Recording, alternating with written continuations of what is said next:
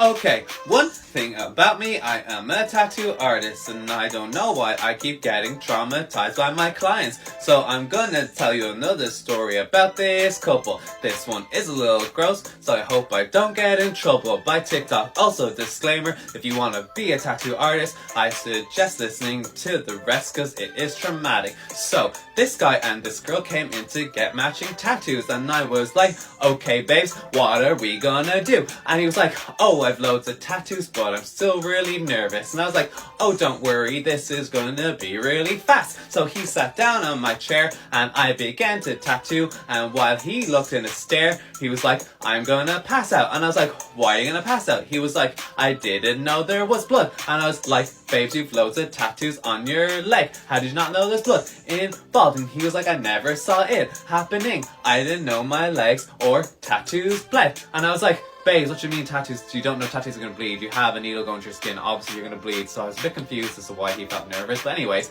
so I was like, don't worry, you sit right there in my chair. I'm going to get you a lollipop because I care. So I ran off to get him lollipop. And when I turned back around, he got sick on the floor. And I was like, okay, not slay. So I was like, here's your lollipop, I'll get a mop. And then before I turned around, he just did a death drop off the side of my bed. I thought he was dead, but he just managed to hit his head. He didn't hit his head, I was trying to run there. But he did pass out on the floor. And I was like to his girlfriend, what do I do? And she was like, I don't know, but I'm gonna do the same thing he did to you because I hate sick. So she projectile vomited all over my shirt. And when she ran to the bathroom, she slipped on her sick and fell on the floor. And she fell in her vomit. I was so traumatized. And when she went to the bathroom, I began to cry because I don't like sick either. It is really gross. And then the guy woke up and was like, what just happened? And I was like, babes, you just passed out on the floor and there's sick everywhere and you just got unconscious and now I don't know what to do with yourself because it's just sick everywhere. So it was like that episode from Family Guy. And while I continued to cry, he was like, I'm gonna get sick again because ironically, he didn't even like sick. He was the same as his girlfriend and that gave me the ick.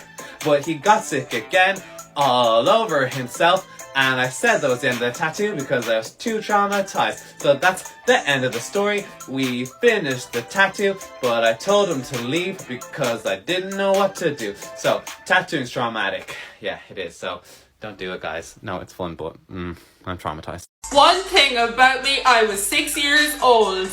Me and my brother, we were kind of bold. We were playing a game in my dad's van when my brother said to me, let's play tip the can. I said, no, we are not playing tip the can. I'm going to go inside to get the keys for dad's van because I want to drive my daddy's van. I was 6 years old. What the hell was my plan? So I went inside to get the keys when my mom said to me, your dinner's ready. So I stood at the door to call my brother and tell him come inside to have the dinner. Then a gush of wind came along and chopped my finger off and it was on the floor. I started screaming my head off. I was so scared. Then I hit the floor and banged my head. I basically fainted.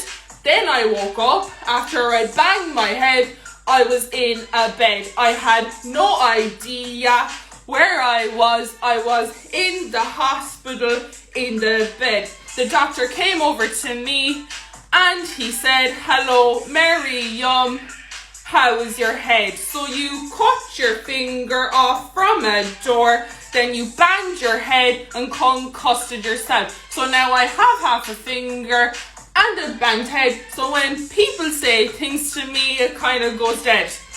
When I was 6, this happened. Surgeon came along, looked at my finger, said, nah, we're not gonna stitch it on. Let's leave her with a half finger.